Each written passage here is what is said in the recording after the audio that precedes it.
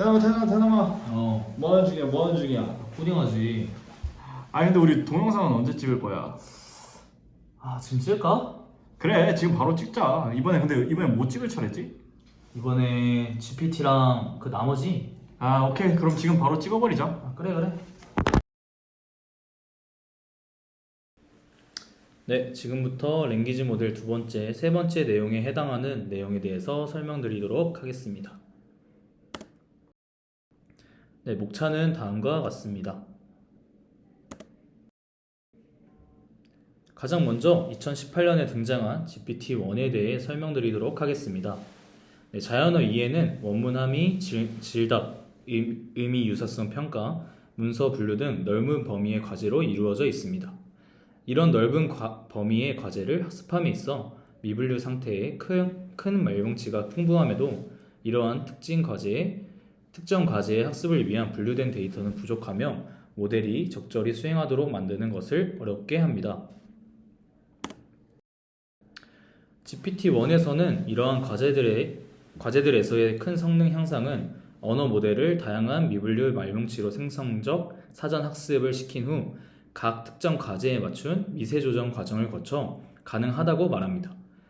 이전의 접근법과는 달리 모델 구조는 최소한으로 변화시키면서 효과적인 전이를 얻기 위한 미세 조정 단계에서 과제에 맞는 입력 표현을 사용했습니다. 네, 다음 예시를 같이 한번 보겠습니다. 그림과 같이 unlabeled 텍스트로 사전 학습시킨 후에 각 특정 과제에 맞춘 레이블드 텍스트를 사용한 미세 조정 과정을 거쳐 특정 과제를 잘 수행하도록 학습하게 됩니다. 네, 원본 그대로의 텍스트에서 효과적으로 학습하는 능력은 NLP에서 지도학습에 대한 의존성을 낮추는 데 있어 매우 중요합니다. 그러나 미분류 텍스트에서 단어 수준 정보 이상의 것을 얻는 것은 다음 두 가지 이유로 어렵습니다. 첫 번째로 어떤 최적화 목적 함수가 전이에 유용한 텍스트 표현을 배우는데 효과적인지 불분명합니다. 그리고 학습 때 표현을 다른 과제로 전이하는 가장 효과적인 방법에 대한 일치된 의견이 없다는 점이 있습니다. 네, 이러한 불확실성은 언어 처리에 대한 효과적인 준지도 학습 접근법의 개발을 어렵게 합니다. 네, GPT-1에서는 비지도 사전학습과 슈퍼바이즈드 미세 조정, 파인 튜닝의 조합을 사용하여 언어 이해 과제를 위한 준지도 학습 접근법을 탐색합니다. 목표는 약간의 조정만으로 넓은 범위의 과제에 전이 및 적용할 수 있는 범용 표현을 학습하는 것입니다. GPT-1은 아래 그림처럼 뒷부분은 모르는 상태로 앞에만 보고 뒤를 맞추는 방식인 오토 레그레시브 모델 형태입니다. 모델 구성은 기계 번역, 문서 생성, 구문 분석 등의 상당한 성능을 보이는 트랜스포머를 사용하고 그중 디코더만을 활용합니다. 기존 트랜스포머의 디코더는 이렇게 마스크드 멀티헤드 어텐션과 멀티헤드 어텐션, 피드포워드 네트워크로 구성되어 있습니다. 기존 트랜스포머의 디코더 내에 멀티헤드 어텐션에서는 인코더에서 생성된 벡터를 활용합니다. 하지만 GPT-1은 트랜스포머의 디코더만을 사용한 구조이므로 다음과 같이 변경되게 됩니다. 네, 학습은 다음 두 단계를 거치게 됩니다. 첫 번째로 신경망 모델 초기 파라미터를 학습하기 위해 미분류 데이터에 대한 언어 모델링 목적 함수를 사용하여 학습합니다. 이 파라미터를 연관된 지도 목적 함수를 사용하여 목표 과제에 적용시켜 학습합니다. 네, 첫 번째 과정을 프리트레이닝이라고 부르고 그 다음 두 번째 과정을 파인 튜닝이라고 부릅니다.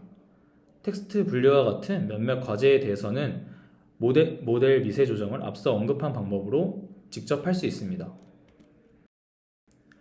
그러나 질의응답과 원문 함의와 같은 과제에서는 입력 형태가 문장의 두세 개 쌍인 등 많이 다르므로 이를 처리해 주어야 합니다. 그 방법은 질문, 텍스트, 선택지, 가정 전제 등을 하나씩 따로 구분자로 구분하여 하나로 연결하는 방식을 쓰는 것입니다. 구체적인 방법은 다음과 같습니다. 네, 함의 문제에서는 전제 P와 가정 H를 구분자 달러로 연결합니다. 문장 간 유사도를 확인하는 문제에서는 두 개의 텍스트 사이에 순서가 딱히 없으므로 텍스트 두 개를 다른 순서로 이어붙여 총 두 개를 입력으로 쓰게 됩니다. 이는 각각 트랜스포머의 입력으로 들어가게 됩니다. 그리고 질의응답과 상식 추론에서는 문맥 문서 Z, 질문 Q, 가능한 답변 AK라 하면 ZQ$AK로 연결하고 입력의 개수는 답변의 개수만큼 생성하게 됩니다. GPT-1에서는 언어 모델을 학습하기 위한 데이터셋으로 7,000개의 다양한 분야의 미출판 책에 대한 내용을 포함하는 Books Corpus를 사용합니다.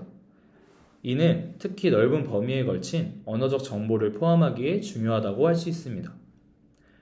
대안이 되는 데이터셋으로는 엘모에서 사용된 1 빌리언 워드 벤치마크가 있습니다. 이는 크기는 비슷하지만 문장들이 서로 섞여 있어 장거리 의존 정보가 파괴되어 있습니다. 그리고 각 태스크별로 실험에 사용하는 데이터셋 정보는 아래와 같습니다. GPT-1의 실험은 트랜스포머의 세부 세팅을 대부분 따르지만 인코더, 디코더 중 디코더만 사용한다는 차이점이 존재합니다. 그리고 원본에서의 디코더는 6번 반복되지만 GPT-1에서는 12번 반복합니다. 그리고 논문에서는 언급되지 않았지만 GPT-1은 총 1억 1,700만 개의 파라미터로 구성되어 있습니다. 추가적으로 사전학습 실험의 세부사항은 다음과 같고 세부 조정 실험의 세부사항은 다음과 같습니다. 그리고 실험 결과는 다음과 같습니다. 자연어 추론, 질의응답, 의미 유사성, 문서 분류에 대한 평가를 진행하였으며 이 중 일부는 글루 벤치마크에 포함되어 있습니다. 자연어 추론은 이미지 캡션, 문서화된 음성, 대중소설, 정부 보고서, 위키피디아 기사, 과학시험, 뉴스 기사 등의 다양한 데이터로 실험하였고 각 0.6에서 5.8% 정도의 성능이 향상되었다고 합니다. 질의응답과 상식 추론은 중고등학교 시험에서 나온 영어 지문과 관련 질문으로 구성된 레이스 데이터셋으로 진행하였고 또 스토리 클로즈드에서도 진행하였는데 결과를 종합했을 때 넓은 범위에 걸친 문맥 정보도 잘 포함해냄을 알 수 있었다고 합니다. 그리고 의미 유사성 실험에서도 성능 향상을 보였습니다. 그리고 두 개의 다른 텍스트 분류 과제에 대해서도 평가를 진행했을 때 전체적으로 상승한 것을 확인할 수 있었습니다. 종합하면 GPT-1은 당시에 12개의 태스크 중에서 9개에서 State of the Art를 달성하였다고 합니다. 왼쪽은 레이어 수를 다르게 하면서 레이스와 멀티 NLI에 대해 실험을 진행한 것인데 트랜스포닝 임베딩이 성능 향상을 가져오며 각 트랜스포머 레이어당 9%까지 향상시킬 수 있다는 것을 보여주고 있습니다. 그리고 오른쪽은 근본적인 제너러티브 모델이 언어 모델의 능력을 향상시키기 위해 많은 태스크를 수행하는 법을 배울 수 있고 LSTM과 비교해서 트랜스포머의 어텐셔널 메모리가 트랜스퍼에 도움이 된다고 가정하였고 그에 대한 결과를 시각화한 것입니다. 결과를 보았을 때 성능이 안정적이며 학습에 따라 꾸준히 증가하는 것으로 보아 생성적 사전학습은 과제와 관련된 넓은 범위의 기능성의 학습을 뒷받침한다고 할 수 있습니다. 또한 LSTM은 제로샷 성능에서 큰 편차를 보이며 트랜스포머 구조의 귀납적 편향이 전이를 돕는다고 할 수 있습니다. 마지막으로 GPT-1에서는 세 가지 분석을 수행하였습니다. 첫 번째로 미세 조정 단계에서 보조 언어 모델의 목적 함수는 NLI 태스크와 QQP에 도움을 주는데 큰 데이터셋에서는 이점이 있지만 작은 데이터셋에서는 그렇지 못함을 보여주고 있습니다. 두 번째로 트랜스포머랑 같은 구조의 2048 유닛의 LSTM으로 대체해 보았는데 전체적으로 5.6점의 점수 하락이 있었다고 합니다. 그리고 트랜스포머를 사전학습 없이 바로 지도학습을 하도록 해보았는데 전체적으로 14.8%의 성능 하락이 있었다고 합니다. 네, 다음으로는 2019년 2월에 나온 GPT-2에 대해 설명드리도록 하겠습니다. 앞서 설명드린 GPT-1은 RNN 구조를 탈피해서 트랜스포머 구조를 사용했다는 것에 의의가 있습니다. 하지만 Unsupervised Learning을 지향했음에도 특정 태스크에 적용할 때 성능 향상을 위해서 파인튜닝 과정과 인풋 트랜스포메이션이 들어갔다는 한계가 존재합니다. 즉, 파인튜닝 과정에서 슈퍼바이스드 러닝을 필요로 하는 한계가 존재합니다. 이런 한계를 극복하여 파인튜닝 과정에서 이 존재하지 않는 비지도 학습의 언어 모델 GPT-2가 등장하였습니다. 비지도 학습만으로 모델이 만들어지면서 더욱 다양하고 범용적으로 사용할 수 있을 것이라는 장점이 존재합니다. GPT-2는 GPT-1의 구조를 확장시켜 더 많은 데이터로 잘 학습시킨 모델입니다. 그렇기에 동일하게 GPT-2도 오토-레그레시브 모델입니다. 오토-레그레시브 모델은 다음 예시와 같이 하나의 입력이 주어지면 해당 입력에 대한 다음 토큰을 예측한 뒤에 해당 토큰이 포함된 입력을 다시 구성하여 다음 토큰을 예측하는 모델을 말합니다. GPT-2는 앞서 말씀드렸다시피 대부분 GPT-1의 구조를 확장시켜 더 많은 데이터로 잘 학습시킨 모델입니다. GPT-1과는 다음과 같은 차이점이 존재합니다.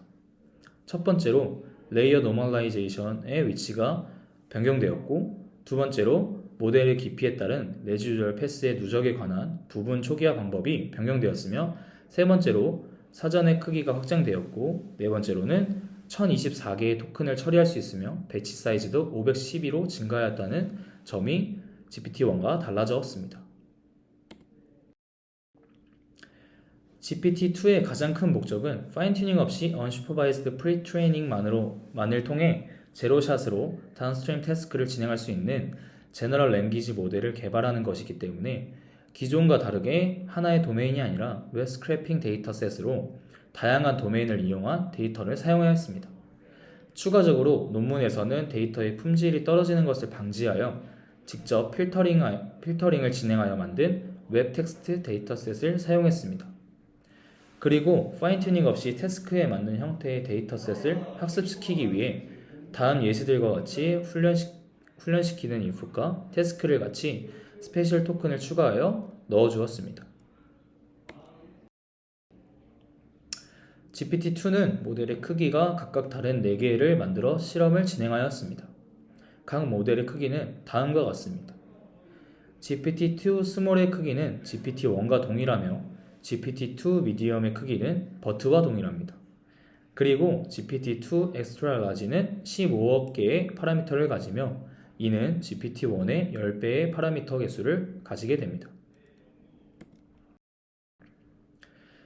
언어 모델 데이터셋에 대한 제로샷 실험 결과는 어떤 미세 조정을 거치지 않고 제로샷 환경에서 당시 8개 중 7개에서 소타를 달성하였다고 합니다. 그리고 품사에 따른 언어 모델의 성능을 측정하기 위한 데이터셋인 칠드런 부트 테스트에 대한 결과는 89.1%에서 93.3%가 되었다고 합니다.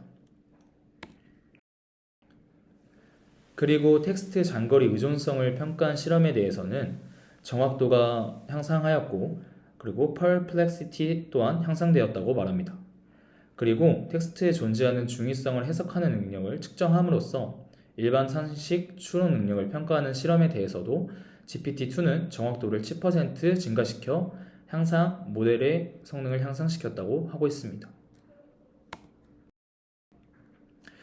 독해 능력과 대화에 기반한 모델의 답변 능력을 평가하는 CoQA 테스트에서는 GPT-2는 55 F1 스코어를 달성해 4개 중 3개의 다른 모델을 능가했는데, 이는 심지어 주어진 12만 7천 개 이상의 수동 수집된 질답상으로 학습시키지 않은 것이라고 합니다. 그리고 CNN과 데일리 메일 데이터셋으로 요약 능력을 평가했을 때는 총합 6.4점의 향상을 보였습니다. 하지만 GPT-2는 번역에서는 예상외로 별로 좋은 결과를 내지 못했다고 합니다. 그리고 질의응답에서는 답변한 문장이 완전히 일치하는 평가 방법을 썼을 때 GPT-2는 약 4.1% 정확도를 보여 일반적으로 5.3배의 정확도를 보이지만 아래 그림에 나와 있는 GPT-2가 생성한 30개의 가장 자신 있는 답변은 정보 검색과 문서 추출 질답을 병행한 열린 분야 질답 시스템에 비하면 50%까지 낮은 성능을 보인다고 합니다.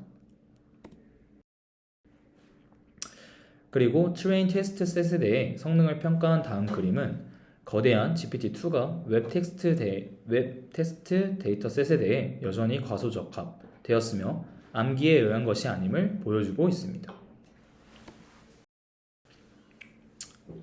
다음으로는 GPT-3입니다. 앞서 설명한 GPT-2는 제로샷 퓨전 러닝에 대해 좋지 않은 성능을 보였습니다.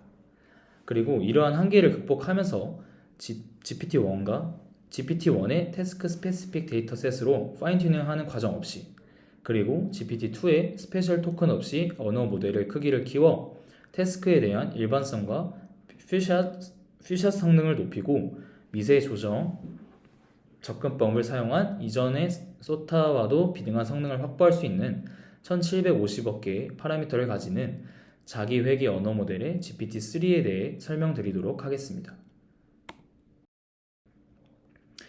앞선 문제들을 다루는 가능성 있는 방법은 언어 모델의 문맥에서 모델에 학습시키는 동안 여러 기술과 패턴 인식 능력을 키우고 추론 시간에는 이를 원하는 태스크에 빠르게 적용시키거나 인식시키는 방법인 메타러닝이 있습니다.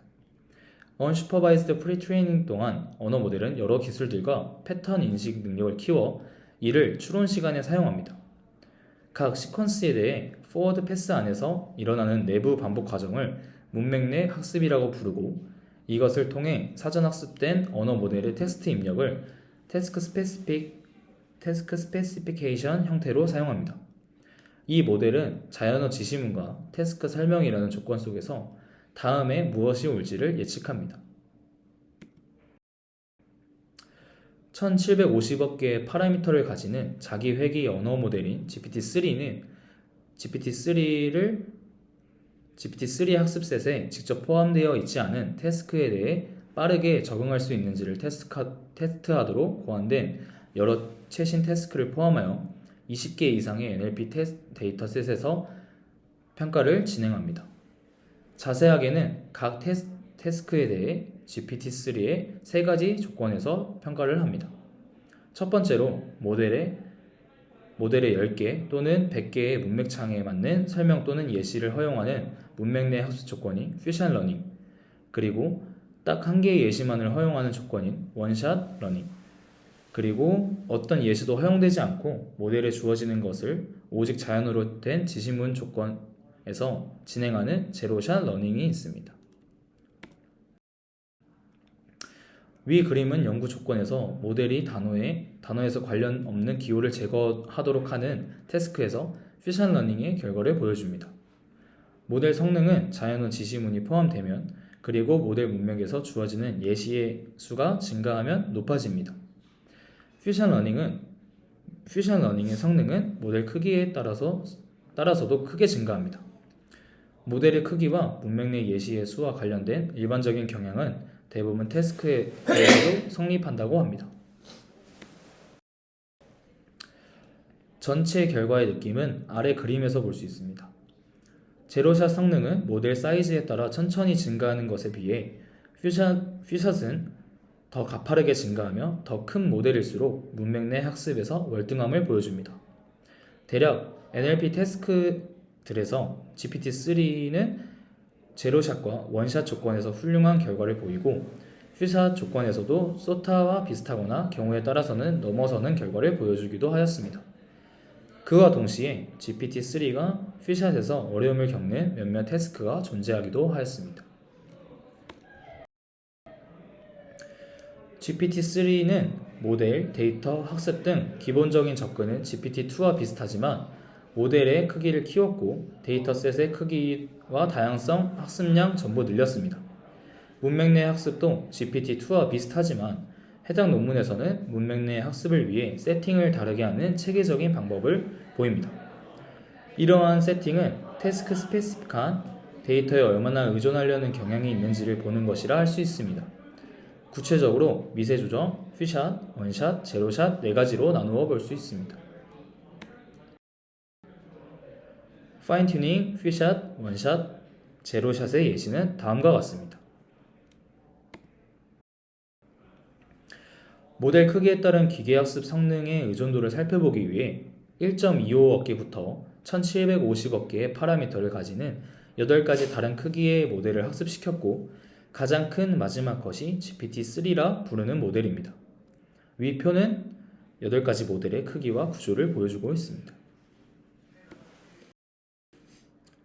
학습 데이터로는 거의 1조 개의 단어로 구성된 커먼 크롤 데이터셋을 사용합니다. 데이터셋의 이 크기는 같은 데이터를 두 번 쓰지 않아도 이 논문의 가장 큰 모델을 학습시키기에도 충분합니다. 하지만 필터링을 전혀 또는 거의 거치지 않은 커먼 크롤 데이터에는 조정된 데이터셋에 비해 낮은 품질을 갖는 경향이 있어 데이터셋의 품질을 높이기 위한 다음과 같은 3가지 방법이 사용되었습니다. 먼저 고품질 출처와 연관성이 있는 것만을 받아 정제하고 두 번째로 과적합을 정확히 측정하기 위해 위안, 온전성을 남겨두고 중복을 피하기 위해 문서 수준에서 중복 제거 작업을 수행하였고 세 번째로 다양성을 증가시키기 위해 고품질 출처로 알려진 말뭉치를 추가하고 섞어서 사용했다고 합니다. 이거에 덧붙여 추가 데이터 셋으로는 웹 텍스트, 북스1과 북스2, 영어 위키피디아가 있습니다. 실험에 대한 결과는 다음과 같습니다. 해당 그림은 10만 개 정도의 파라미터를 갖는 작은 모델을 포함한 결과를 보여줍니다. 언어 모델링 성능은 학습 계산량의 효율에 따라 지수적으로 증가하는 것을 확인할 수 있습니다. 그리고 람다 데이터셋은 텍스트에서 장거리 의존성 모델링을 테스트합니다. 모델은 문맥 문단을 읽어 문장의 마지막 단어를 예측해야 합니다. 당시에 언어 모델의 크기를 키우는 것은 이 어려운 벤치마크에 대한 성능을 경감시켰다는 것이 제안되어 왔지만 큰 모델은 여전히 유효한 연구 방향이고 GPT-3는 이전 소타보다 8% 향상된 76%의 정확도를 보였습니다. 해당 결과는 광범위한 사실적 지식에 대한 QA 능력을 측정한 실험 결과입니다. 보조적인 정보라는 조건 없이도 질문에 대한 답변을 잘 생성하는 충분히 큰 모델이 제안되었는데 이러한 방식은 클로즈드 북이라 불립니다. 여기서는 GPT-3를 3개에 대해 측정하였고 한 데이터셋에 대해서는 퓨샷뿐만 아니라 원샷에서도 소타를 제치는 등의 결과를 얻었습니다. GPT-3는 다른 비지도 기계 번역 모델에 비해 다른 언어에서 영어로의 번역은 아주 잘하지만 그 반대는 상당히 낮은 성능을 보이고 있습니다. 그리고 여전히 모델이 커질수록 성능이 증가함에는 변함이 없습니다.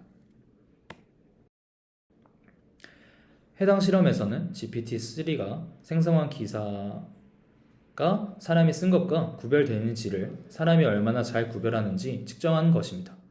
이를 통해 GPT-3의 뉴스 기사 생성 능력을 확인할 수 있었습니다. 정답률이 50%에 근접하면 기계가 썼는지 사람이 썼는지 분간이 안 된다는 뜻입니다. 물론 모델이 커질수록 구별하기는 점점 어려워집니다. 아래는 GPT-3가 생성한 기사 예시입니다. 좌측이 어큐레시가 12%인 구분하기 가장 어려운 것이고 우측은 어큐레시가 61%인 가장 쉬운 것을 보여주고 있습니다. 해당 그래프는 훈련 분포의 중복 제거 검증 분할에서 훈련하는 동안 모델의 성능을 측정한 결과입니다. 훈련과 검증 성능 사이에는 약간의 차이가 있지만 모델 크기와 교육 시간에 따라 차이가 최소한으로 증가하므로 대부분의 차이에는 과적합이 아닌 난이도 차이에서 비롯된다고 할 수 있습니다. 하지만 GPT-3도 다음과 같은 한계를 보이고 있습니다. 먼저 텍스트 합성과 몇몇 NLP 태스크에 대해 취약함을 보이고 있고 양방향이 아니고 오토 레그레시브한 모델이며 모든 토큰의 사전학습 가중치가 동일하다는 모델적 한계점이 존재합니다. 그리고 학습하는데 매우 많은 리소스가 필요하며 추론 단계에서는 그리 편리하지 않다는 한계가 존재하고 있습니다. GPT-3 논문에서는 언어 모델을 오용하는 것에 대한 염려를 담은 내용과 훈련 데이터의 편향성, 에너지 사용량에 대한 내용도 언급되어 있습니다. 다음은 챗GPT의 기반이 된 InstructGPT입니다. GPT-3는 사실이 아니거나 편향적이고 해로운 결과를 생성하기도 한다는 단점이 존재하였습니다. 이는 거대한 인터넷 코퍼스의 다음 단어를 예측하는 방식으로 학습되었기 때문이라 볼 수 있습니다. InstructGPT는 사람의 선호를 보상 신호로 활용해 모델을 사전 학습합니다. 사람의 선호는 모델의 안전성과 사용자의 얼라이먼트의 중요한 요소라고 할 수 있습니다. 이러한 학습 방법을 통해 GPT-3가 이미 갖고 있었지만 단순 프롬프트 엔지니어링으로는 유도하기 어려웠던 능력을 드러낸다고 볼 수 있습니다. InstructGPT의 방법론은 다음과 같습니다. 가장 먼저 예시 데이터를 수집하고 지도 학습 방식으로 폴리시를 학습합니다. 그런 후 비교 데이터를 수집하고 보상 모델을 학습합니다. 마지막으로 강화 학습을 활용해 보상 모델로 폴리시를 최적화합니다. InstructGPT는 GPT-3에 비해 훨씬 적은 1억 3천만 개의 파라미터를 가지고 사용자의 의도를 더 잘 이해하고 명확한 설명이 없어도 프롬프트를 통해 내재적으로 정의된 태스크를 이해하고 사용자의 의도를 더 잘 이해하는 결과를 보였습니다. 그리고 GPT-3에 비해 사실이 아니거나 편향적이거나 해로운 결과를 덜 생성하는 모습을 보였습니다. 하지만 InstructGPT도 GPT-3 대비 안전성이 높아졌으나 여전히 해롭거나 편향된 결과를 생성하거나 없는 사실을 만들어내고 성적이고 폭력적인 결과를 생성하고 사용자가 어떠한 설명을 사용하느냐에 따라 오용된 열지가 있다는 한계를 가지고 있습니다. 그리고 앞서 설명드린 InstructGPT를 기반으로 하여 대화하는 방식으로 상호작용할 수 있는 챗GPT에 대해 설명드리도록 하겠습니다. 챗GPT는 GPT-3의 업그레이드 버전이 GPT 3.5를 파인튜닝한 모델입니다. 챗GPT는 InstructGPT와 유사한 학습 방식을 사용하였으나 데이터 수집 단계에서 약간의 차이가 존재합니다. 지도 학습을 위해 데이터를 수집할 때 AI 트레이너가 사용자와 AI 어시스턴트 양쪽의 대화를 모두 제공합니다. 그리고 비교 데이터 생성을 위해 AI 트레이너가 챗봇과 대화를 하도록 한 후 랜덤으로 모델이 생성한 메시지를 선택하고 몇몇 대체자를 샘플링합니다. 챗GPT는 연달아 나오는 질문에 응답이 가능하며 실수를 인정하기도 하고 옳지 않은 전제에 대해 반론을 제기하거나 바람직하지 않은 요청에 대해 반대하기도 합니다. 하지만 챗GPT는 그럴듯하게 들리지만 틀리거나 터무니없는 대답을 작성하기도 한다는 한계를 여전히 가지고 있습니다. 이는 강화학습 동안 무엇이 진실인지 알 수 없으며 모델이 더욱 신중해지도록 학습한다면 답을 할 수 있는 질문에 대해서도 대답을 거부하는 일이 발생할 수 있고 지도 학습이 모델이 아는 것을 기반으로 이상적인 대답을 만들도록 잘못 리딩할 수도 있기 때문에 해결이 까다로운 문제로 여전히 남아 있습니다. 그리고 최근에는 GPT-4가 등장하였습니다. GPT-4의 가장 눈에 띄는 개선점은 이미지를 인식한다는 것입니다. GPT-4는 멀티모달 기능으로 이미지를 인식하고 이해하고 처리할 수 있게 되었습니다. 예를 들어 오픈AI에서의 GPT-4 기술 리포트를 통해 차트 이미지를 해석해 답을 구하거나 프랑스어로 된 물리학 문제를 이미지로 읽어 풀 수 있다고 설명했습니다. 그리고 GPT-4가 표면적인 부분 외에 속뜻을 읽어야 하는 밈 이미지도 이해한다고 했습니다. GPT-4의 추가적으로 가장 큰 특징 중 하나는 더욱 정교한 언어 이해와 처리 능력을 가지게 된 것이라는 점입니다. 네, 이것으로 GPT 계열의 모델들에 대한 설명을 마치고 이어서 GPT 이외의 언어 모델에 대해 연도 순서별로 설명을 진행하겠습니다. 가장 먼저 MTDNN입니다. MTDNN은 랭귀지 모델 프리트레이닝을 활용한 버트에 멀티태스크 러닝을 적용하여 성능을 개선한 모델입니다. 먼저 우측의 버트의 구조를 다시 한번 살펴보며 버트의 사전 훈련 방식은 크게 두 가지로 나뉘게 됩니다. 첫 번째는 마스크드 언어 모델이고 두 번째는 다음 문장 예측입니다. 그리고 그 뒤에 마지막 레이어의 위쪽에 태스크 스페시픽 레이어를 추가하여 과업발로 파인 튜닝을 수행하게 됩니다. MTDNN은 앞서 말씀드렸다시피 랭귀지 모델 프리 트레이닝을 활용한 버트에 멀티태스크 러닝을 적용하여 성능을 개선한 모델입니다. 즉, MLN과 MSP만 사용하지 않고 여러 가지 슈퍼바이즈드 태스크를 한 개의 모델을 통해 학습하며 더 다양한 과업을 사전학습 단계에서 통합시키자라는 목적을 가진 모델입니다. 해당 모델은 대용량 슈퍼바이즈드 데이터셋을 활용하여 학습할 수 있고 모델이 특정 태스크에 오버피팅 되지 않도록 레귤라이제이션 효과를 줄 수 있다는 장점이 존재합니다. MTDNN의 구조는 다음과 같습니다. 먼저 버트와 동일한 구조로 학습한 후에 각 태스크에 대한 태스크 스페시픽 레이어를 통해 학습합니다. 해당 모델의 구조는 위에 추가한 레이어가 파인 튜닝 과정이 아니라 모두 프리트레이닝 과정이라는 차이점이 존재합니다. 학습은 특정 태스크의 데이터를 미니 배치로 구성하고 랜덤하게 선택된 데이터의 태스크로 학습한 후에 선택된 태스크에 맞는 로스 펑션으로 구성하여 5차 역전파하여 진행하게 됩니다. 태스크로는 근로에 9개의 태스크가 활용되었습니다. 해당 표는 근로 태스크에 대한 MTDNN의 성능 평가 결과를 나타냅니다. MTDNN은 버트보다 전체 성능이 약 1.8% 향상되었습니다. 주목해야 할 점 중 하나는 데이터셋이 적은 태스크의 경우 비교적 높은 성능 향상이 있었다는 점입니다. 이는 다른 태스크를 통해 학습한 정보를 모델이 잘 활용한 덕분에 얻은 결과로 볼 수 있습니다. 위의 표는 MTDNN을 근로 태스크와 다른 태스크에 적용했을 경우 버트와의 성능 비교를 보여줍니다. MTDNN은 문장의 의미를 버트에 비해 더 잘 학습한 상태인 것은 분명해 보이고 특히 학습 데이터가 적을 때 버트 대비 성능 향상 효과가 두드러져 보입니다. 다음으로는 버트로부터 영감을 받아 언어 생성을 위해 인코더 디코더 구조를 사용하는 마스에 대해 설명드리도록 하겠습니다. 마스는 버트로 대표되는 인코더 온리 또는 GPT로 대표되는 디코더 온리 구조의 프리트레이닝 모델 대신 인코더와 디코더를 함께 학습할 수 있는 구조를 제안합니다.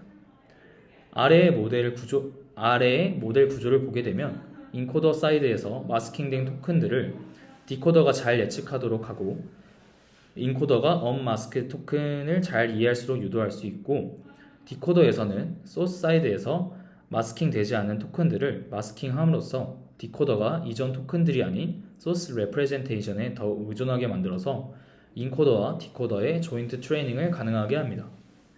모델 구조를 한 번 더 정리해보자면 첫 번째로 마스크 토큰들이 연속적으로 배치되고 해당 마스크 토큰들을 예측하면서 인코더는 언마스크 토큰들의 컨텍스트를 학습할 수 있도록 합니다. 두 번째로 디코더의 타겟 토큰에도 마스크를 부여함으로써 프레딕트 시에 인코더를 더 많이 활용할 수 있도록 합니다. 마스의 K가 1인 경우는 버트의 마스크드 랭귀지 모델과 동일합니다. 즉, 인코더만 작동하게 됩니다. 그리고 마스의 K가 M인 경우에는 일반적인 랭귀지 모델이라고 할 수 있고 GPT와 동일합니다. 즉, 디코더만 작동하는 방식입니다. 마스는 RNN 계열의 모델들과 트랜스포머의 모델들보다 우수한 성능을 보이며 소타를 달성했다고 합니다. 데이터 양이 적은 바이링구얼 트레이닝 데이터 학습에 대한 성능 측정을 하였을 때 마스가 모든 실험에 대해서 베이스라인보다 높은 성능을 보였으며 특별히 데이터 샘플의 크기가 작을수록 성능의 차이가 압도적으로 컸다고 합니다.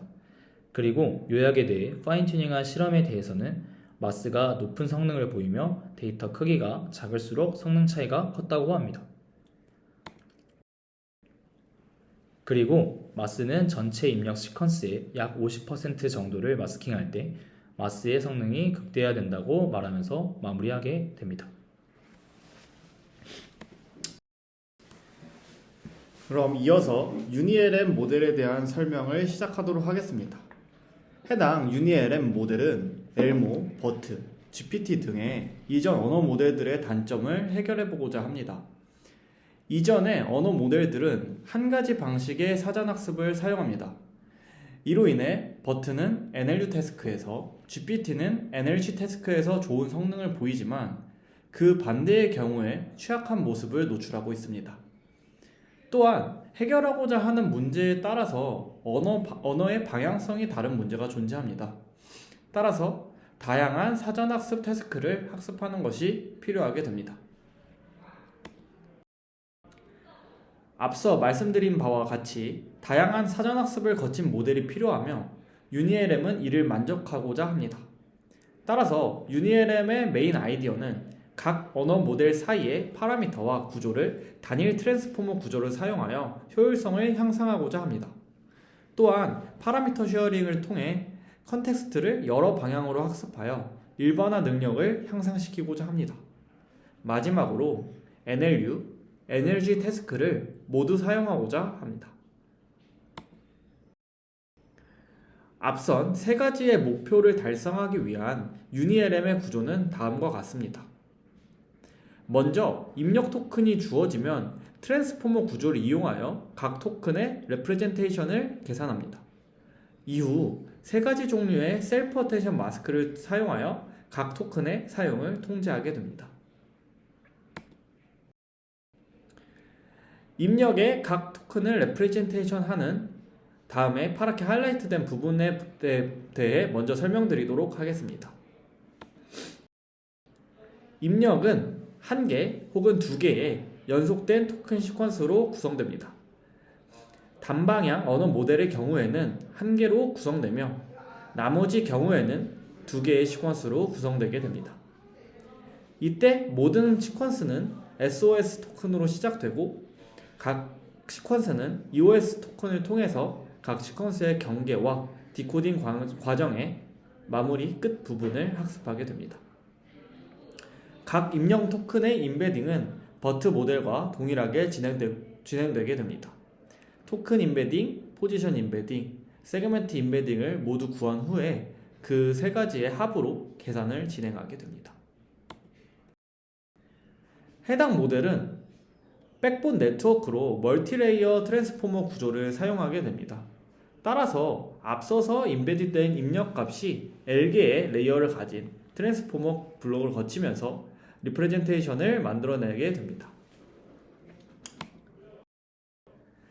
트랜스포머를 사전학습하는 데 있어서 유니LM 모델은 세 가지의 셀프 어텐션 마스크를 사용하게 되며 첫 번째는 바이디렉셔널 랭귀지 모델입니다.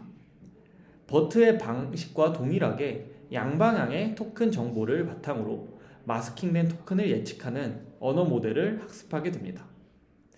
아래의 그림과 같이 모든 마스크의 값이 0으로 각 토큰은 서로를 어텐드하는 것이 가능하게 됩니다.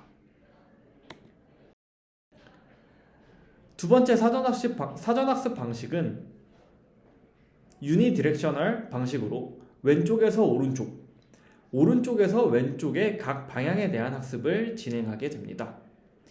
두 방향의 정보를 각각 이용하여 마스킹된 토큰을 예측하는 단방향 언어 모델을 학습하게 되며 아래 그림과 같이 현재 시점 이전의 토큰들만을 이용할 수 있도록 마스크를 구성하게 됩니다.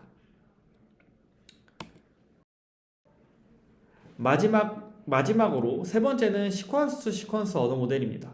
이는 두 시퀀스가 각각 소스, 타겟의 의미를 갖고 모델은 인코더와 디코더의 역할을 수행하게 됩니다. 아래 그림과 같이 소스의 경우에는 각 토큰이 서로를 어텐드할 수 있지만 타겟의 경우에는 해당 시점 이전에 토큰을 어텐드하는 것은 불가능하게 마스킹됩니다. 사전학습의 구성은 다음과 같습니다. 배치는 각 사전학습의 세 가지 방식이 혼합되어 구성되며 이때 배치 사이즈는 330을 논문에서 사용하고 있습니다. 바이디렉셔널 랭귀지 모델과 시퀀스 투 시퀀스 랭귀지 모델을 각각 3분의 1씩 하여 전체의 3분의 2를 차지하게 구성을 하고 유니디렉셔널 랭귀지 모델은 왼쪽에서 오른쪽에서 왼쪽으로 각각 6분의 1씩 사용하여 전체의 3분의 1을 차지하도록 구성하게 됩니다. 모델 자체는 버트 라지와 동일한 구조로 이루어져 있으며 24개의 레이어와 히든 차원을 1024로 설정하여 실험 진행하고 있습니다. 마스킹 전략은 버트와 동일하게 입력 시퀀스의 15%를 마스킹하며 그 중에 80%를 마스크 토큰으로 하고 나머지 10을 다른 토큰, 남은 10%를 유지하는 전략을 사용합니다. 마지막으로 옵티마이저는 아담으로 다음과 같은 베타 값을 가지며 선형 감소하는 스케줄러를 사용하였다고 합니다. 유니LM은 NLU와 NLG에 해당하는 실험을 진행하였습니다. 먼저 요약에 대한 실험에서는 각 데이터셋에서 소타의 성능을 보여주었습니다. 결과를 확인해보면 다른 모델들과 비교해서 모든 루치 스코어 기준으로 우수한 성능을 보이고 있습니다. 다음으로 퀘스천 앤서링 실험에서는 익스트랙티브와 제너레이티브 두 가지 방식 모두 비교 대상들에 비해 우수한 성능을 보이는 것을 확인할 수 있습니다.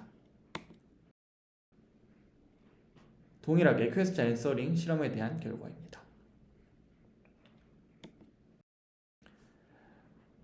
마지막으로 GLUE 벤치마크에서도 대부분의 태스크에서 GPT, 버트보다 높은 성능을 보여주는 것을 확인할 수 있습니다. 유니LM에 이어서 XLNet 모델에 대한 설명을 이어나가도록 하겠습니다. XLNet은 오토 리그레시브 방식과 오토 인코딩 방식 각각에서 발생할 수 있는 문제를 이야기합니다. 먼저 오토 리그레시브 방식은 방향성이 정해져야 하므로 한쪽 방향의 정보만을 이용하게 되며 이에 따라 양방향 문맥을 활용해 문장에 대한 깊은 이해를 하는 것이 불가능하다고 얘기합니다. 또한 오토 인코딩에 대해서는 오토 리그레시브와는 달리 특정 마스크 토큰을 맞추기 위해 양방향 문맥을 이용한다는 장점을 가지고 있긴 하지만 각각의 예측이 독립적으로 진행되기 때문에 각 토큰의 디펜던시를 학습할 수 없다는 단점이 있습니다. 또한 마스크 토큰 자체는 파인튜닝의 과정에서는 등장하지 않으므로 사전학습과 파인튜닝 사이에 불일치가 발생하게 됩니다. 따라서 XLNet은 기존에 제한되었던 AR과 AE의 장점은 살리고 단점은 극복해 보고자 하는 모델입니다. 이를 위해 다음에 세 가지 내용을 제안합니다. 먼저 새로운 오브젝티브인 permutation 랭귀지 모델링을 제안하고 다음으로 이를 반영하기 위한 target aware representation의 사용을 제안합니다. 마지막으로 해당되는 내용들과 트랜스포머의 구조를 동시에 사용하기 위한 투스트림 셀프 어텐션 구조의 사용을 제안합니다. 첫 번째 내용부터 차근히 설명드리도록 하겠습니다. 퍼뮤테이션 랭귀지 모델링은 AR 구조를 통해 가능한 모든 토큰을 학습하여 바이디렉셔널 컨텍스트를 학습하는 것이 가능하도록 하는 방법입니다. 다음에 퍼뮤테이션 랭귀지 모델의 수식을 통해 자세히 살펴보도록 하겠습니다. 학습하고자 하는 목적 함수는 다음과 같습니다. 해당 목적 함수를 살펴보면 Z 퍼뮤테이션에 t-1 시점까지의 토큰이 입력되면 그때 t-1 시점까지의 토큰이 입력되었을 때 t번째 시점에서의 토큰이 등장할 로그 확률을 계산하게 됩니다. 이를 오토 리그레시브 방식으로 계산하여 값을 산출하게 되고, 가능한 모든 퍼뮤테이션 조합에 대한 기대값을 최대화하는 것을 목적으로 하게 됩니다. 해당 내용의 Z 퍼뮤테이션에 대해서 좀 더 자세히 말씀드리도록 하겠습니다. 다음에 메시는 신이다 라는 문장이 있을 때 Z 퍼뮤테이션은 다음과 같이 이제 3가지 토큰으로 구성된 문장이라고 가정을 하면 6가지의 경우로 생성될 수 있습니다. 따라서 오토 리그레시브 방식으로 계산하면 다음과 같이 계산될 수 있습니다. 하지만 실제 엑셀넷에서는 팩토라이제이션 올더에 대해서만 퍼뮤테이션을 수행하게 되고 실제 시퀀스의 올더는 변경하지 않습니다. 왜냐하면 파인 튜닝을 하는 단계에서 신, 메시는 이다 와 같은 문장은 존재하지 않기 때문에 학습 단계에서부터 제외하기 위함입니다. 따라서 다음과 같이 팩토라이제이션 순서가 3, 1, 2일 때의 예시를 보여드리도록 하겠습니다. 세 번째 토큰인 이다가 나올 때는 이전 정보만을 사용하게 됩니다. 이후 첫 번째 토큰인 메시를 계산할 때는 이전 정보와 세 번째 순서였던 이다 토큰을 함께 사용하여 계산이 진행되게 됩니다. 마찬가지로 두 번째 토큰인 신에 대해서는 이전 토큰들의 정보를 모두 사용하게 됩니다. 이러한 방식을 모든 팩토라이제이션 순서 조합에 대해서 수행한다고 생각하시면 될 것 같습니다. 다음과 같이 세 번째 토큰을 예측할 때 서로 다른 팩토라이즈 올더를 사용하여 예측이 진행된 것을 확인해 보실 수 있습니다. 하지만 이런 퍼뮤테이션 랭귀지 모델링을 사용하게 되면 스탠다드한 트랜스포머를 사용하는 것은 어렵습니다. 이는 이전 시점까지의 정보가 타겟 토큰의 위치에 영향을 받지 않기 때문입니다. 따라서 아직 등장하지 않은 토큰들을 퍼뮤테이션 된 위치와는 상관없이 동일한 생성을 갖게 될 수 있습니다. 다음과 같이 두 가지의 퍼뮤테이션 상황에서 각자 다른 토큰을 예측할 때 같은 레프레젠테이션을 사용하게 되는 것입니다. 즉, 같은 레프레젠테이션을 이용하여 두 가지의 토큰을 예측해야 되는 문제가 발생하게 됩니다. 신이라는 동일한 사전 정보를 통해서 메시는과 이다의 두 가지 토큰을 예측해야 되는 문제가 발생할 수 있다라는 것이라고 이해하시면 될 것 같습니다. 아래 두 상황을 살펴보면 동일한 컨디셔널 컨텍스트를 사용하는 것을 확인해 볼 수 있습니다. 이에 따라서 엑셀넷에서는 컨텍스트 토큰들의 정보뿐만 아니라 타겟 인덱스의 포지션 정보도 함께 이용할 수 있는 타겟 어웨어 리프레젠테이션을 통해 앞서서 제기된 문제를 해결해 보고자 하였습니다. 하지만 타겟 포지션의 정보를 추가적으로 이용하는 함수를 구성하는 것은 쉽지 않았습니다. 함수 g는 특정 시점 t에서 타겟 토큰을 예측하기 위한 위에 t 시점 이전의 컨텍스트와 타겟 포지션을 이용해야 하며 특정 시점 t 이후의 토큰을 예측하기 위해서는 t 시점의 컨텐트를 인코딩해야 하는 두 가지의 조건을 모두 만족해야 합니다. 이를 만족하기 위해 두 가지 히든 리프레젠테이션을 제안하게 됩니다. 앞선 방식을 이용한 투스트림 셀프 어텐션에 대해서 말씀드리도록 하겠습니다. 앞서 말씀드린 대로 쿼리 레프레젠테이션의 경우 마지막 레이어의 쿼리 레프레젠테이션을 이용하여 현재 포지션의 토큰을 예측하는 프리트레이닝 오브젝티브를 계산합니다. 이후 첫 번째 레이어의 쿼리 스트림은 랜덤 트레이너블 베리어블로 초기화를 하고 최종 레프레젠테이션까지의 스트림을 각 레이어에 스테이트는 다음과 같이 이제 계산하여 넘어가게 됩니다. 쿼리 스트림은 쿼리로 이전 레이어의 G 스테이트 값을 반환하게 되며 키와 밸류는 이전 레이어의 H 스테이트를 이용하게 됩니다. 현재 레이어의 쿼리 스트림은 이전 레이어의 G 스테이트를 어텐드하여 H 스테이트의 값들로 벡터를 재구성하게 됩니다. 이 레프레젠테이션을 통해서 위의 첫 번째 조건을 만족할 수 있습니다. 컨텍스트 레프레젠테이션은 스탠다드 트랜스포머의 히든 스테이트와 동일한 역할을 수행한다고 보실 수 있습니다. 첫 번째 레이어의 컨텍스트 스트림은 해당 위치 토큰의 워드 임베딩으로 초기화를 하고 최종 레프레젠테이션까지의 흐름, 각 레이어의 스트레이트는 다음과 같이 계산할 수 있습니다. 컨텐트 스트림은 쿼리로 이전 레이어의 H 스테이트를 사용하게 되며 키 밸류로는 동일하게 이전 레이어의 H 스테이트를 사용하게 됩니다.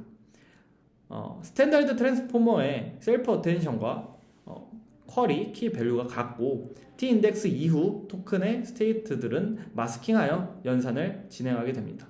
이를 통해서 두 번째 조건을 만족해낼 수 있습니다. 하지만 소개된 목적 함수에서는 모든 퍼뮤테이션을 이용하여 맥시멈 라이클리후드를 수행하게 됩니다. 하지만 이는 수렴이 매우 느려 비효율적이라는 문제를 가지고 있습니다. 따라서 모든 퍼뮤테이션이 아닌 특정 시점 이후의 시퀀스에 대한 퍼뮤테이션을 학습하고자 합니다. 즉, 다음과 같이 앞의 시퀀스는 고정을 하여 진행을 하고 이후 시퀀스에 대한 퍼뮤테이션을 통해 라이클리후드를 계산하게 됩니다.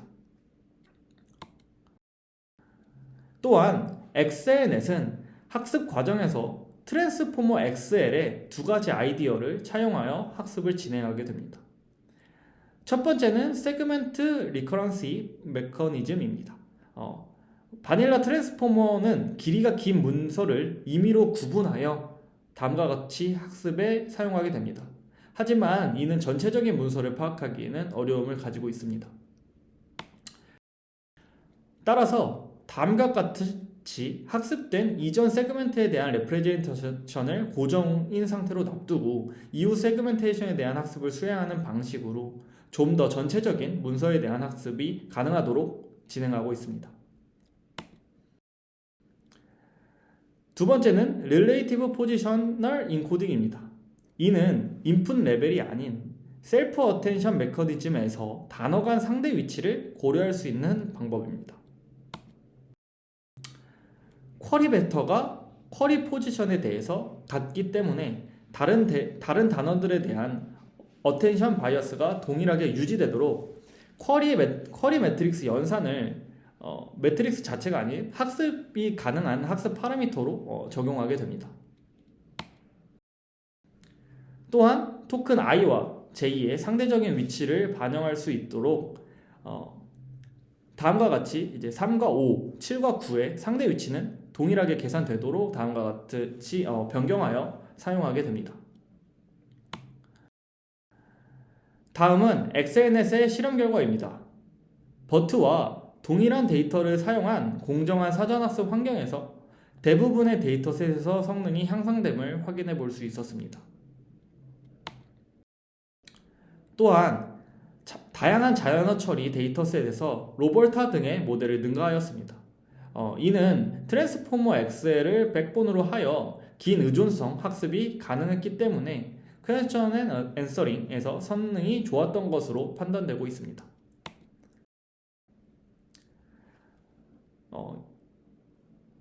다음으로 설명드린 모델은 로벌타입니다. 앞서 연속적으로 보여드린 세 가지 모델은 AR과 AG를 결합해보고자 하였습니다. 하지만 로벌타는 아직 버트가 상당히 언더 트레이닝 되었다라는 점을 지적하고 있습니다. 즉, 버트로도 충분히 더욱 좋은 성능을 보일 수 있다는 것입니다. 이에 따라서 네 가지 기법을 적용하여 모델의 성능을 향상시키고자 하였습니다. 먼저 더 많은 데이터셋에 대해서 더 큰 배치로 학습을 하고 NSP 목적 함수를 사용하지 않습니다. 이후 더욱 긴 길이의 문장으로 학습을 하며 마지막으로 동적 마스킹 전략을 사용하고자 합니다. 먼저 마지막에 말씀드린 동적 마스킹 모델에 대해서 설명드리도록 하겠습니다. 이전 버트에서는 스태틱 마스킹을 사용하게 됩니다. 이는 데이터 전처리 과정에서 1회 수행되기 때문에 모든 학습에서 동일한 마스크된 그러한 문장을 보게 됩니다. 다음과 같은 문장이 있을 때 같은 문장에 같은 마스킹이 된 것을 확인해 보실 수 있습니다. 하지만 로벌타에서는 동적 마스킹을 사용하게 됩니다. 이는 학습 데이터를 10배 복사하고 40에폭 동안 10개의 다르게 마스킹한 문장으로 학습을 진행하게 됩니다. 다음에 예시에서 3가지로 다르게 마스킹된 모습을 보여드렸는데요. 실제로는 10개의 다르게 마스킹된 문장을 사용하였다고 합니다. 이러한 동적 마스킹, 즉 다이나믹 마스킹 전략은 스태틱 마스킹과 성능이 비슷하거나 좀 더 높은 성능을 보이는 데 일조하였다라고 실험 결과로 보여주고 있습니다. 다음으로 적용된 NSP 함수를 사용하지 않기 위해서 해당 내용의 타당성을 검증하기 위해 다음에 4가지 학습 데이터를 통해 비교 실험을 진행하였습니다. 먼저 첫 번째로는 오리지널 버트에서 사용된 세그먼트 페어와 NSP를 함께 사용한 실험입니다. 두 번째는 센텐스 페어와 NSP를 사용한 것입니다. 이는 개별 입력은 두 센텐스의 결합으로 이루어져 있으며 이때 각 센텐스는 512 토큰보다 짧기 때문에 배치 사이즈를 늘려서 구성하게 되었습니다. 세 번째는 풀 센텐시스입니다. 이는 개별 입력은 하나 또는 여러 개의 문서에서 연속적으로 샘플링한 풀 센텐스의 결합으로 구성되게 됩니다. 이때 총 토큰의 수가 512개가 되도록 구성을 하며 이때는 NSP 로스를 사용하지 않습니다. 이를 이제 비교군으로 사용하게 된다라고 보시면 될 것 같습니다. 마지막으로 네 번째는 독 센텐스입니다. 이는 개별 입력은 하나의 문서에서 연속적으로 샘플링한 풀 센텐스의 결합으로 구성하게 됩니다. 세 번째와 다른 것은 네 번째 같은 경우는 하나의 문서에서만 추출하기 때문에 최대 토큰의 길이가 512가 채워지지 않는 경우가 발생하며 이는 배치 사이즈를 조정하여 해결하는 방식을 사용하였습니다. 이를 통해 비교 실험한 결과 단일 문장을 쌍으로 사용하게 되면 모델의 성능이 저하되는 것을 확인할 수 있었습니다. 이는 모델이 롱레인지 디스펜스를 학습할 수 없기 때문입니다. 또한 NSP 로스를 사용하지 않으면 모델의 성능이 비슷하거나 상승한다는 결과를 보여주고 있습니다. 또한 저자들은 센텐시스가 더 좋은 성능을 실험적으로는 보여주고 있지만 단일 문서에서 샘플링하기 때문에 배치가 가변적이라는 문제를 지적하며 풀 센텐스를 사용하고자 하였습니다. 다음은 더 큰 배치의 학습에 대한 실험입니다. 오리지널 버트는 배치를 256을 사용하지만 그라디언트 어커뮤레이션을 사용하여 배치를 2000개에서 8000개 이렇게 늘려서 학습을 진행하였습니다. 이때 그라디언트 어커뮤레이션은 미니 배치를 통해 구해진 그라디언트를 n스텝 동안 글로벌 그라디언트에 누적을 해서 한 번에 업데이트하는 방식이라고 보시면 되겠습니다.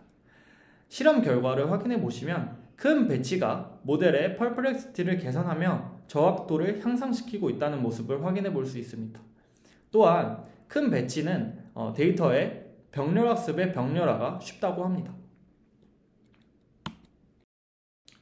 다음은 텍스트 인코딩입니다. 오리지널 버트는 문자 단위의 인코딩을 사용하지만 로벌타는 바이트 단위의 인코딩을 사용하고 있습니다. 이를 통해 언노운 토큰 없이도 학습을 진행할 수 있게 됩니다. 하지만 이는 몇몇 태스크에서 성능이 떨어진다는 단점을 가지고 있습니다. 하지만 그 폭이 크지 않으며 유니버셜 인코딩이 갖고 있는 장점을 높다고 판단하고 있습니다.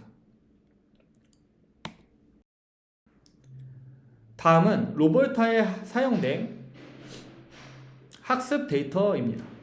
로벌타는 다음의 데이터들을 통해서 오리지널 버트에서 사용된 데이터의 10배인 160GB의 데이터를 학습에 사용하게 됩니다.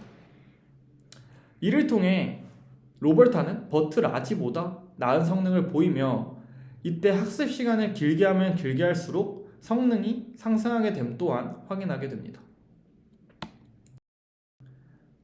다음은 실험 결과입니다. 로벌타는 다음에 하이퍼 파라미터들을 구성하여 실험을 진행한 점을 밝히고 있습니다. 이를 통해 학습 데이터를 더 많이 사용할수록 성능이 향상되며 학습을 오래 할수록 성능이 향상됨을 보이고 있습니다. 다른 소타 모델들과 비교해도 로벌타는 더욱 좋은 성능을 보이는 것을 알 수 있습니다. 다음으로 소개드릴 모델은 알버트입니다. 버트와 같은 사전학습된 언어 모델들은 일반적으로 모델의 크기가 커지면 성능이 향상되게 됩니다. 하지만 모델이 커짐에 따라서 다음에 세 가지 문제가 발생하게 됩니다. 먼저 메모리 리미테이션, 두 번째로 트레이닝 타임, 세 번째로 메모리 디그레데이션입니다. 먼저 메모리 리미테이션에 대한 설명입니다. 모델의 크기가 메모리에 비해 큰 경우 아웃 오브 메모리 문제가 발생하고 있습니다. 다음에 제시된 실험을 보시면 12GB의 타이탄 X GPU를 사용 시 버트 라지의 경우 인풋 시퀀스가 384 이상만 돼도 한 문장에 대한 레퍼런스도 불가능하게 됩니다. 또한 학습하는데 많은 시간이 소요되게 됩니다. 다음을 보시게 되면 버트 베이스 같은 경우는 16개의 TPU로 4일이라는 시간이 걸리며 버트 라지는 64개의 TPU로 4일. 그다음에 또한 버트 베이스는 V100 16개로는 5일, 버트 라지 같은 경우는 64개의 V100으로는 8일이 걸리는 모습을 확인해 볼 수 있습니다.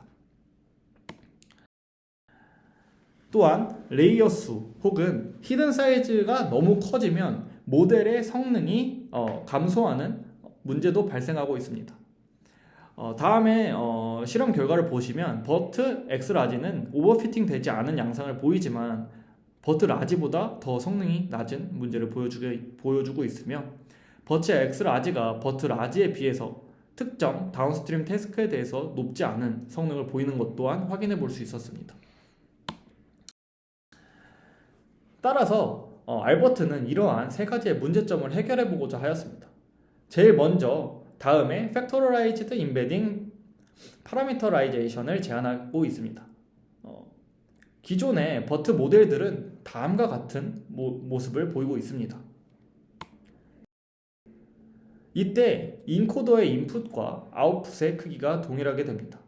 즉, 버케블러리 임베딩의 크기와 히든 사이즈가 동일한 상태입니다. 그러나 각각은 다른 목적을 가지고 있습니다. 버케블러리 임베딩 같은 경우는 컨텍스트 인디펜던트의 역할을 가지고 있으며 히든 사이즈 같은 경우는 컨텍스트 디펜던트 리프레젠테이션의 역할을 수행하고 있습니다.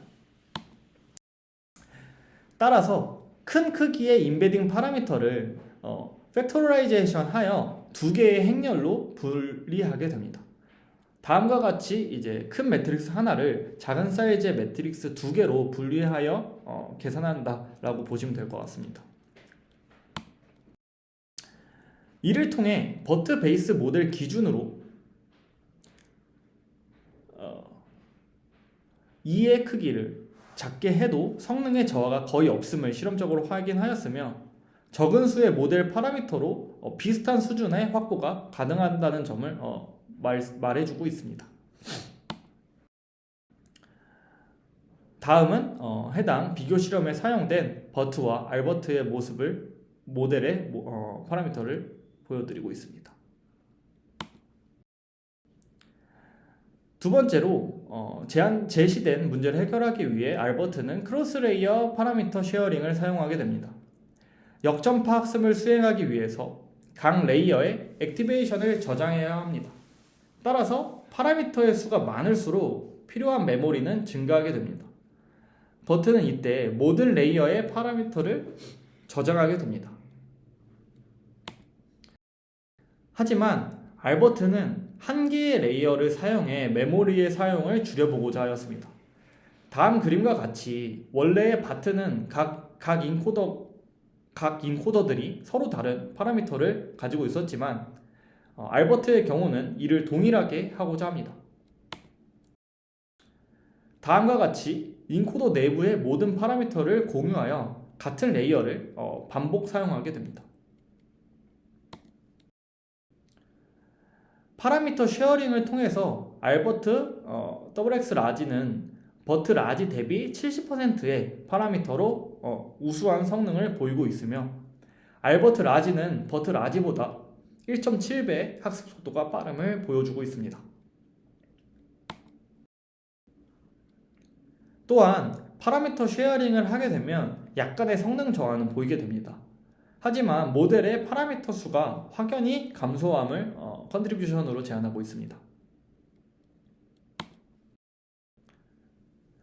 하지만 어텐션만 쉐어할 경우 기존 방식과 성능의 차이는 없으며 피드포워드 뉴럴 네트워크를 쉐어할 경우 성능은 조금 떨어지나 파라미터 수를 크게 감소시키는 것이 가능하다는 것도 제안하게 됩니다. 따라서 이제 해당 알버트 모델 같은 경우는 모든 파라미터를 쉐어링하는 방법을 사용하였고 각 레이어의 L2 놈 거리와 코사인 유사도를 비교해 보았을 때 파라미터 쉐어링을 하는 것이 파라미터 안정화에 영향이 있음을 나타내고 있습니다.